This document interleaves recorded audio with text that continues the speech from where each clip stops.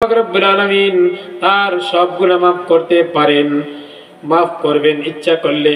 কিন্তু আল্লাহ তাআলা বলতেছেন, আমি কোনোদিন শিরক যদি আমার সাথে কাউকে শরীক করে, আমার সাথে যদি কাউকে অংশীদারিত্ব করে, ওই বান্দাকে আমি কোনোদিন ক্ষমা করব না।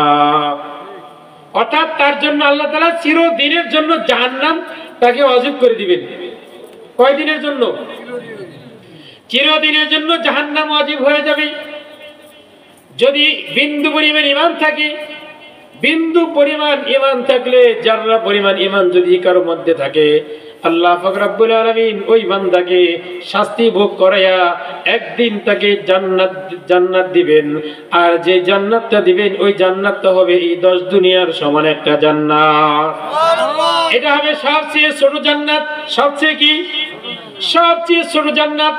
যেই জান্নাতটা হবে, ওই জান্নাতটা হবে 10 দুনিয়ার সমান। যদি জাররা পরিমাণ ঈমান নিয়ে কবরে যেতে পারে, আর যদি জাররা পরিমাণ ঈমানও না থাকে, অর্থাৎ যদি শিরক করে মুশরিক হয়ে কবরে যায়, তাহলে ওই ব্যক্তি আর কোনো কিছুই পাবে না। আর কোনো কিছু সে কিছুই পাবে না। অর্থাৎ তার মধ্যে কি আছে? তার ঈমান নাই, সে মুশরিক, সে কাফের। সে কি? সে মুশরিক, সে কাফের। তার জন্য চিরদিন জান্নাত তার জন্য হারাম। সে চিরদিন এই জাহান্নামের শাস্তি ভোগ করতে থাকবে। জাহান্নামের শাস্তি কি রকম হবে? আজকে বাসায় গিয়ে সবাই একটা করে মোমবাতি জ্বালাবেন। মোমবাতির আগুনের পাওয়ার একটু কম থাকে, মোমবাতি জ্বালাবেন। মোমবাতি জ্বালিয়ে মোমবাতির মধ্যে একটা আঙ্গুল মোমবাতির মধ্যে ধরে 1 মিনিট থাকবেন। পারবেন? কেউ আছেন কিনা? পারবেন নাকি? তাহলে চিন্তা করেন, যদি কোনো ব্যক্তি ঈমান নিয়ে কবরে না যায়, মুশরিক হয়ে যদি কেউ কবরে যায়, মৃত্যুবরণ করে, ওই ব্যক্তিকে আল্লাহ পাক রব্বুল আলামিন চিরদিনের জন্য আল্লাহ তাআলা জাহান্নামের কাষ্ঠ বানায়া দিবেন। এই জন্য লোকমান হাকিম তার সন্তানকে উপদেশ দিতেছেন। সন্তানকে বলতেছেন, وَإِذْ قَالَ لُقْمَانُ لِابْنِهِ وَهُوَ يَعِظُهُ يَا بُنَيَّ لَا تُشْرِكْ بِاللَّهِ। আল্লাহু আকবার বলেন।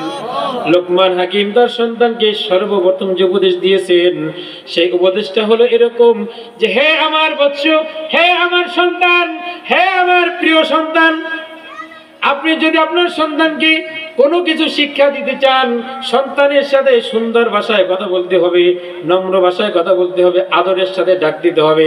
আপনি যদি সন্তানকে আমল সংশোধন করার জন্য তাকে যদি ঝাড়ি দিয়ে কথা বলেন, কটাক্ষ করে কথা বলেন, রাগ দেখিয়ে কথা বলেন, আপনার সন্তান কিন্তু আপনার কথা শুনবে না। ঠিক কিনা বলেন? লোকমান হাকিম তার সন্তানকে বলতেছে, হে আমার আদরের সন্তান, হে বৎস, ইয়া বুনাইয়া লা তুশরিক বিল্লাহ, আল্লাহ তাআলার সাথে তুমি কাউকে শরীক করো না, আল্লাহ তাআলার সাথে শিরক করো না।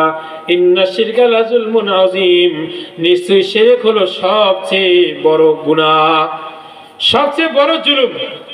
শিরক কি? শিরক হলো সবচেয়ে বড় জুলুম। শিরক সবচেয়ে বড় গুনাহ। দুনিয়ার মধ্যে যত গুনাহ মানুষ করে, এর মধ্যে সবচেয়ে বড় গুনাহ কি? শিরক করা, আল্লাহ তাআলার সাথে কাউকে শরীক করা। অর্থাৎ আল্লাহ তাআলার যে ক্ষমতা আছে, এই ক্ষমতার সাথে কোনো বান্দার, কোনো ব্যক্তির, কোনো বস্তুর ক্ষমতার সাথে কি করা? তুলনা করা। তাহলে সন্তানকে কি শিক্ষা দিলেন? যে তুমি আল্লাহর সাথে কাউকে শরীক করো না। এরপরে লোকমান হাকিম তার সন্তানকে বলতেছেন,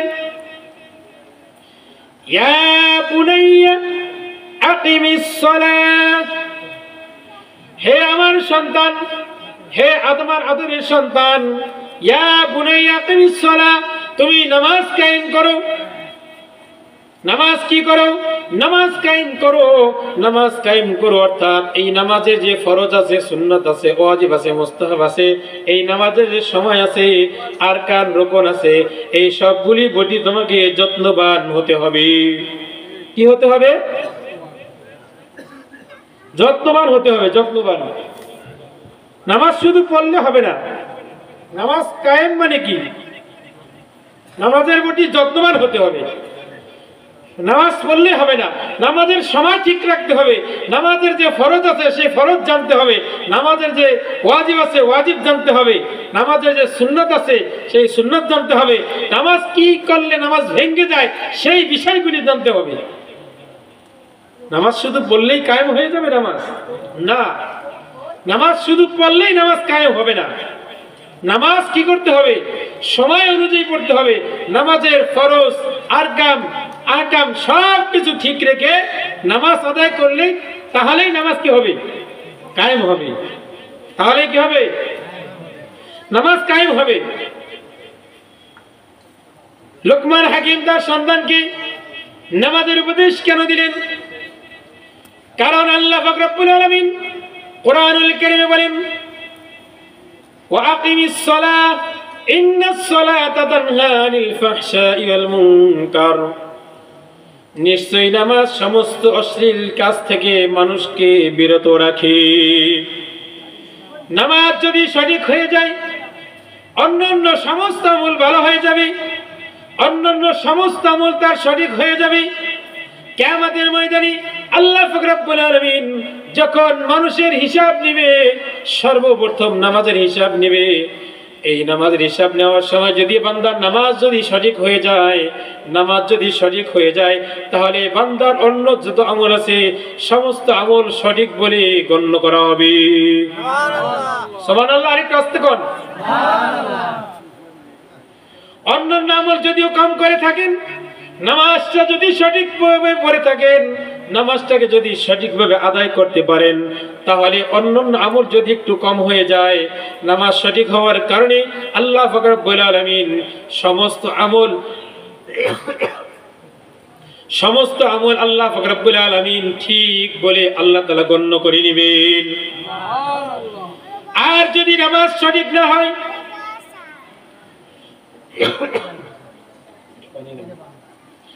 নামাজ যদি সঠিক না হয় তাহলে অন্যান্য যত আমল আছে সমস্ত আমল আল্লাহ পাক রব্বুল আলামিন বরবাদ করে দিবেন। সমস্ত আমল কি বরবাদ করে দিবেন।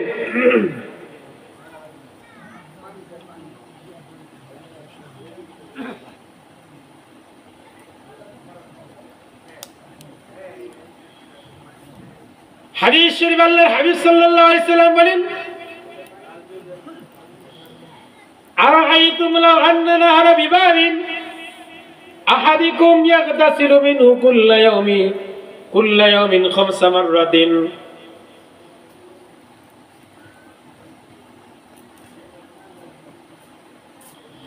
আল্লাহর হাবিব সাল্লাল্লাহু আলাইহি সাল্লাম বলেন, ও আমার সাহাবীরা, তোমাদের কারোর বাড়ির সামনে যদি স্বচ্ছ পানির একটা পুকুর থাকে, একটা নালা থাকে, পুকুর থাকে, ওই পুকুরে যদি সে ব্যক্তি দৈনিক 5 বার গোসল করে, তাহলে তোমরা বলো ওই ব্যক্তির শরীরে কোনো ময়লা থাকেনি? আপনারা কি বলেন? থাকেনি। কেউ যদি দৈনিক 5 বার গোসল করে, 5 বার গোসল করলে তার শরীরে কোনো ময়লা থাকবে না, ময়লা থাকবে না। আল্লাহর হাবিব বলেন, এই 5 ওয়াক্ত নামাজ ঠিক ওই রকম। সাহাবীরা বলেন, ইয়া রাসূলুল্লাহ, তার শরীরে কোনো ময়লা থাকবে না। আল্লাহ রাসূল বলেন, 5 ওয়াক্ত নামাজের উদাহরণ হলো এরকম, যদি কোনো ব্যক্তি 5 ওয়াক্ত নামাজ সঠিকভাবে আদায় করে ওই ব্যক্তির আমলনামায় আর কোনো গুনাহ বাকি থাকে না। এক ওয়াক্ত নামাজ থেকে আরেক ওয়াক্ত নামাজ পর্যন্ত যদি কোনো গুনাহ হয়ে থাকে, এই নামাজ পড়ার কারণে আল্লাহ পাক রব্বুল আলামিন তার যে ওই গুনাহগুলি, সগীরা গুনাহগুলি আল্লাহ তাআলা এই নামাজের কারণে আল্লাহ তাআলা মাফ করে দেন। শুধু তাই নয়, বান্দা যখন নামাজের জন্য ওযু করে, যখন ওযু করার সময় প্রথমে যখন কুলি করে কিনা, প্রথমে হাত ধোয়, প্রথমে কি করে? হাত ধৌত করে। প্রথমে হাত ধৌত করে, হাত ধৌত করার সাথে সাথে নাসাই শরীফের হাদিসে একাধিক হাদিস এসেছে, হাত ধৌত করার সাথে সাথে বান্দার যত সগীরা গুনাহ আছে, হাতের দ্বারা যত সগীরা গুনাহ হয়ে থাকে, ওই হাত ধৌত করার সাথে সাথে সগীরা গুনাহগুলো আল্লাহ তাআলা ওই পানির সাথে আল্লাহ তাআলা ধুয়ে মুছে সাফ করে দেন। যখন বান্দা কুলি করার দ্বারা মুখের থেকে যত গুনাহ হয়, মুখের মাধ্যমে গুনাহ হয়নি করেননি আপনারা? মুখের মাধ্যমে গুনাহ হয়নি, হয় না? মুখের মাধ্যমে যত সগীরা গুনাহ হয়ে থাকে, যখন বান্দা কুলি করার দ্বারা মুখের যত সগীরা গুনাহ আছে, সমস্ত সগীরা গুনাহগুলো পানির সাথে ঝরে পড়ে যায়। যখন বান্দা চেহারা ধৌত করে, চেহারা ধৌত করার সাথে সাথে তার চেহারার মাধ্যমে যত গুনাহ হয়ে থাকে, চেহারার মাধ্যমে গুনাহ হয়নি বলেন? চেহারার মধ্যে কি চোখ আছে না? চোখ আছে, নাক আছে কিনা? চেহারার মাধ্যমে যত গুনাহ হয়, চেহারা ধৌত করার সাথে সাথে বান্দার সমস্ত ওই সগীরা গুনাহগুলো পানির সাথে ধুয়ে মুছে ঝরে পড়তে থাকে। বান্দা যখন হাত ধৌত করেন আপনারা কোন পর্যন্ত? দেখেন তো সবাই কোন পর্যন্ত হাত ধৌত করেন ওই সময়? মাশাআল্লাহ, আলহামদুলিল্লাহ, সবাই জানেন।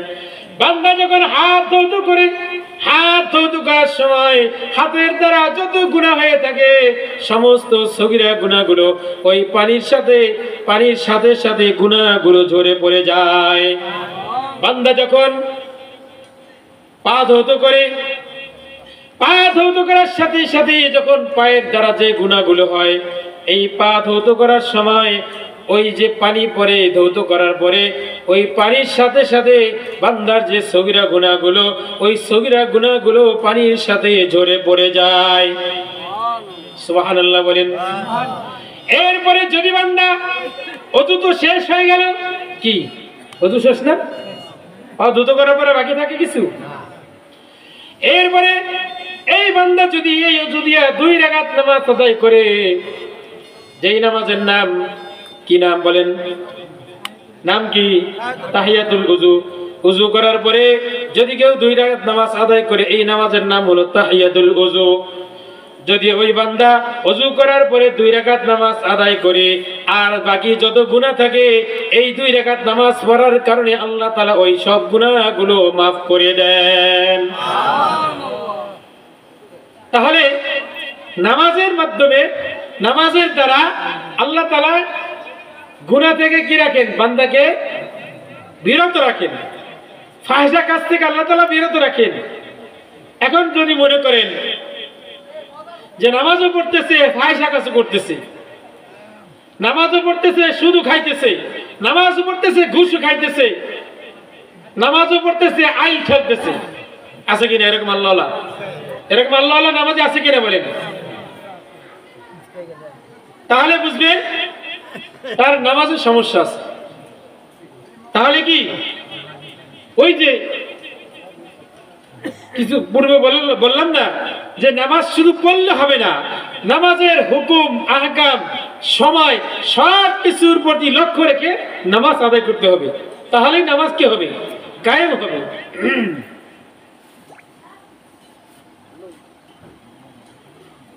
এরপরে লুকমান হাকিম তার সন্তানকে বলতেছেন, ওয়া'মুর বিল মারুফি ওয়ানহা আনিল মুনকার, সৎ কাজ আদেশ করবে, অসৎ কাজে নিষেধ করবে। শুধু নিজে নামাজ পড়ে নিজে ভালো হবে, নিজে সব কামাই করলে হবে না, তোমার সাথে নিজে ভালো হওয়ার সাথে সাথে অন্যকেও ভালো করার চেষ্টা করতে হবে। এই জন্য এরপরে বলতেছেন, ওয়া'মুর বিল মারুফ ওয়ানহা আনিল মুনকার, তুমি সৎ কাজে আদেশ করবে, অসৎ কাজে নিষেধ করবে। সৎ কাজে আদেশ, অসৎ কাজে নিষেধ।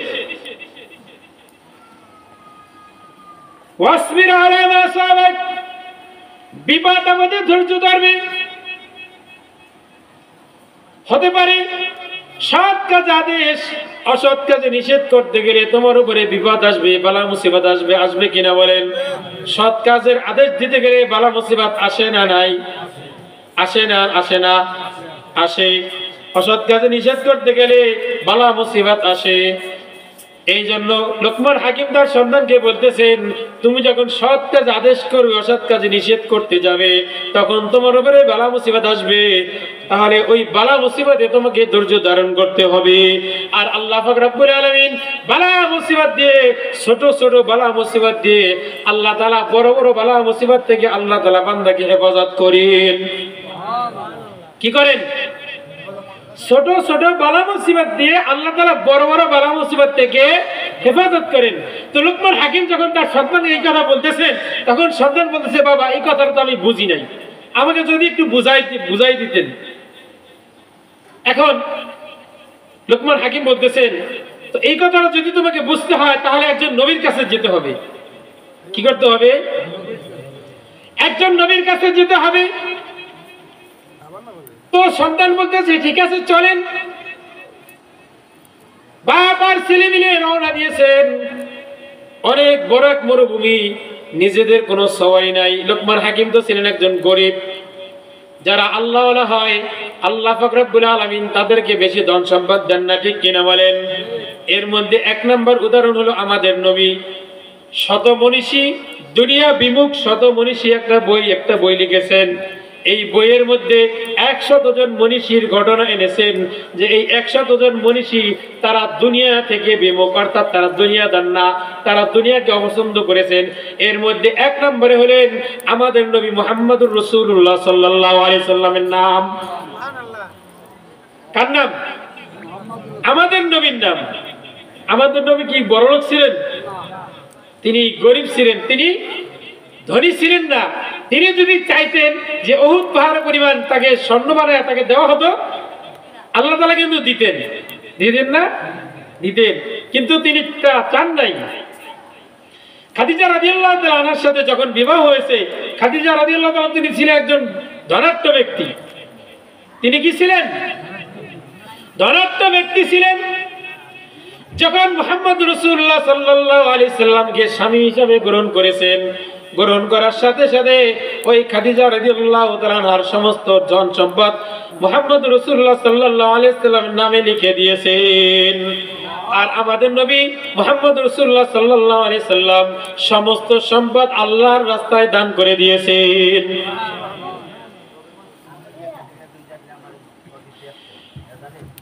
যখন তিনি রওনা করলেন, সন্তানকে নিয়ে যখন রওনা করলেন, কিছু দূর যাওয়ার পথে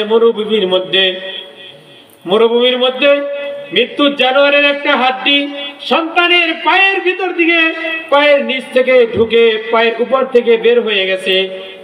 সন্তান যন্ত্রণায় কাতরাতেছে, যন্ত্রণায় ছটফট করতেছে, কিন্তু কি দিয়ে ভালো করবে? আশেপাশে তো কোনো ডাক্তার নাই, কবিরাজ নাই। এই অবস্থায় সন্তানকে নিয়ে বিভাগে পড়েছেন, ওইখানে অবস্থান করতেছেন। 2 দিন, 1 দিন, 2 দিন, 3 দিন হয়ে গেল। এই হাড্ডিটা বের করতে পারতেছেন না। যন্ত্রণা আস্তে আস্তে বাড়তেছে, পছন্দ ধরতেছে, পায়ের মধ্যে যন্ত্রণা হইতেছে। 3 দিন যাওয়ার পরে আল্লাহ পাক রব্বুল আলামিন জিবরাইল আলাইহিস সালামকে পাঠাইয়া দিলেন। কাকে পাঠাইলেন? জিবরাইল আলাইহিস সালামকে পাঠালেন। জিবরাইল আলাইহিস সালাম শুধু নবীদের কাছে যান নাই, অন্যান্য মানুষদের কাছেও তিনি গিয়েছিলেন। মুসা আলাইহিস সালামের মায়ের কাছে আসছিলেন, মুসা আলাইহিস সালামের মায়ের কাছে আসছিলেন, হযরত মরিয়ম আলাইহিস সালামের কাছে আসছিলেন কিনা? আল্লাহ পাক রব্বুল আলামিন জিবরাইল আলাইহিস সালামকে পাঠিয়ে দিলেন। ইতিপূর্বে লোকমান আলাইহিস সালাম সন্তানের বিপদ দেখে বাপ সহ্য করতে পারেন নাই। সন্তান বিপদে বললে বাবা মা কষ্ট পায় কিনা? আপনারা পান? তাহলে কি করবেন? সন্তান যদি বিপদে পড়ে, বাবা হয়ে কি করবেন, মা হয়ে কি করবেন? জায়নামাজে দাঁড়িয়ে যাবেন, 2 রাকাত সালাতুল হাজত করবেন, কান্নাকাটি করবেন, আল্লাহর কাছে কাঁদবেন, আল্লাহর কাছে বলবেন, আল্লাহ তুমি আমার সন্তানকে বিপদ থেকে উদ্ধার করো। দেখবেন আল্লাহ তাআলা সাহায্য করবেন কিনা। লোকমান হাকিম সন্তানের বিপদ থেকে তিনি নামাজে দাঁড়িয়ে গেলেন, নামাজ পড়লেন, আল্লাহর কাছে হাত তুলে দোয়া করতেছেন। এর মধ্যে আল্লাহ পাক রব্বুল আলামিন জিবরাইল আলাইহিস সালামকে পাঠালেন। জিবরাইল আলাইহিস সালাম লোকমান হাকিমের সন্তানের কাছে এসে বলতেছে, আসসালামু আলাইকুম ওয়া রাহমাতুল্লাহ। লোকমান হাকিমের ছেলে সালামের জবাব দিলেন। জিবরাইল আলাইহিস সালাম জিজ্ঞাসা করতেছেন তুমি কেমন আছো? বলতেছেন আলহামদুলিল্লাহ ভালো আছি। তোমার এখন কি অবস্থা? সন্তান বলতেছে দেখেন না পায়ের মধ্যে হাড্ডি মরা জন্তুর হাড্ডি ঢুকে পা পচে গেছে। কি হয়ে গেছে? পায়ের মধ্যে পচন ধরেছে। জিবরাইল আলাইহিস সালাম বললেন কই দেখি তোমার পা।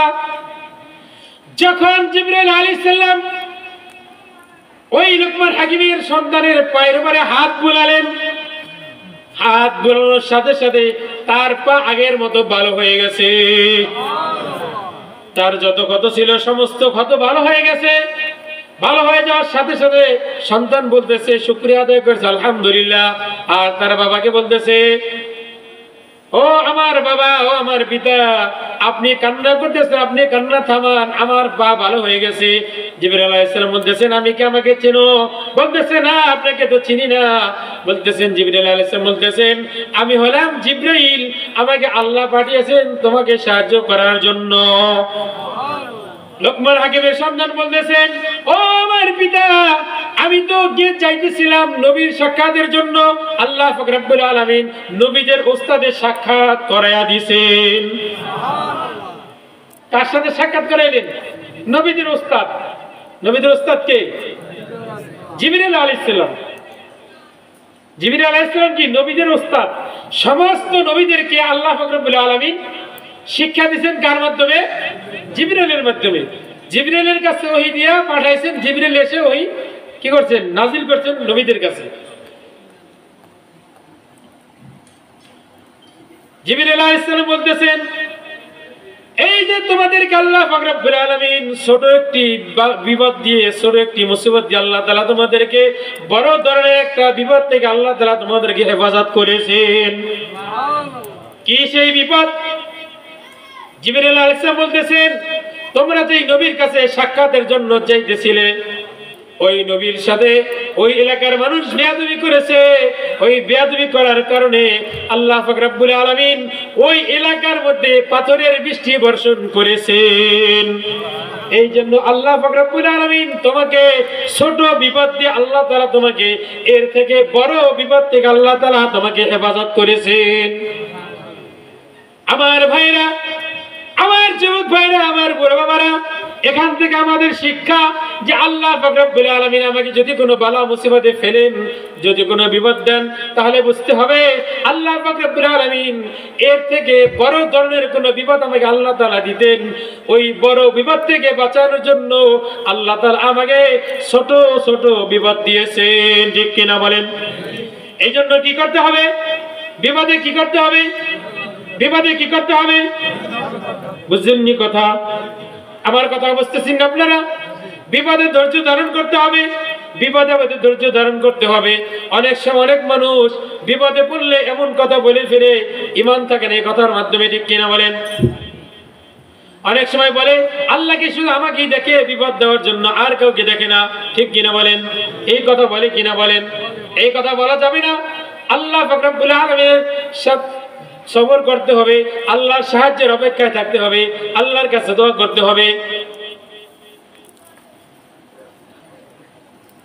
এরপর আল্লাহ লোকমান হাকিম তার সন্তানকে বলতেছে ওয়ালা তুসাইর খাদ্দাকা লিন-নাসি ওয়ালা তামশি ফিল আরদি মারহা ইন্নাল্লাহা লা ইউহিব্বু কুল্লা মুখতালিন ফখুর। লোকমান হাকিম তার সন্তানকে বলতেছেন ও আমার সন্তান, ওয়ালা তুসাইর খাদ্দাকা লিন-নাস, তুমি মানুষকে মানুষের সাথে অহংকার বশত ব্যবহার করবে না, দাম্ভিক ব্যবহার করবে না, অহংকার করবে না, মানুষকে তুচ্ছ তাচ্ছিল্য করবে না। আছে কিনা এরকম কিছু লোক? যদি টাকা পয়সা হয়ে যায়, টাকা পয়সার গর্বে মানুষকে আর মানুষ মনে হয় না। ঠিক কিনা বলেন? নিজেকেই অনেক বড় মনে করে যে তার টাকা পয়সা হয়ে গেছে, ক্ষমতা পেয়ে গেছে, অনেক কিছু পেয়ে গেছে। এই জন্য আল্লাহ পাক রব্বুল আলামিন পৃথিবীর ইতিহাসে বড় বড় ক্ষমতাধর ব্যক্তিদেরকে আল্লাহ পাক রব্বুল আলামিন এমন ছোট ছোট গজব দিয়ে আল্লাহ তাআলা তাদেরকে ধ্বংস করেছেন। ঠিক কিনা? অহংকার করে, অহংকারের কারণে তাদেরকে আল্লাহ তাআলা ধ্বংস করে দিয়েছেন, ঠিক কিনা বলেন? এই জন্য কি করা যাবে না? অহংকার করা যাবে না। মানুষকে অহংকার বশত মানুষের সাথে অহংকারের আচরণ করা যাবে না। আমি অহংকার করলাম, আমি একজন বড় হুজুর হয়ে গেছি, আলেম হয়ে গেছি, মাদ্রাসার মুহতামিম হয়ে গেছি, ওকে না, ঠিক কিনা? এই আচরণ করা যাবে না। এইটা লোকমান হাকিম তার সন্তানকে শিক্ষা দিয়েছেন। কে শিক্ষা দিয়েছেন? লোকমান হাকিম তার সন্তানকে শিক্ষা দিয়েছেন। এই শিক্ষা আমাদের সন্তানদেরকে দিতে হবে, ঠিক কিনা বলেন? দেবেন তো আপনারা? দেব তো সবাই? কি বলতেছেন? ওয়ালা তুসাই খাদ্দাকা লিন-নাস ওয়ালা তামশি ফিল আরদি মারহা। এবং তুমি জমিনে যখন বিচরণ করবে, দাম্ভিকের সাথে তুমি পদচারণ করবে না। কি করবে না? দাম্ভিকের সাথে পদচারণ করবে না। ইন্নাল্লাহা লা ইউহিব্বু কুল্লা মুখতালিন ফখুর। নিশ্চয় আল্লাহ পাক রব্বুল আলামিন কোন দাম্ভিক, কোন অহংকারীকে আল্লাহ তাআলা কখনোই পছন্দ করেন না।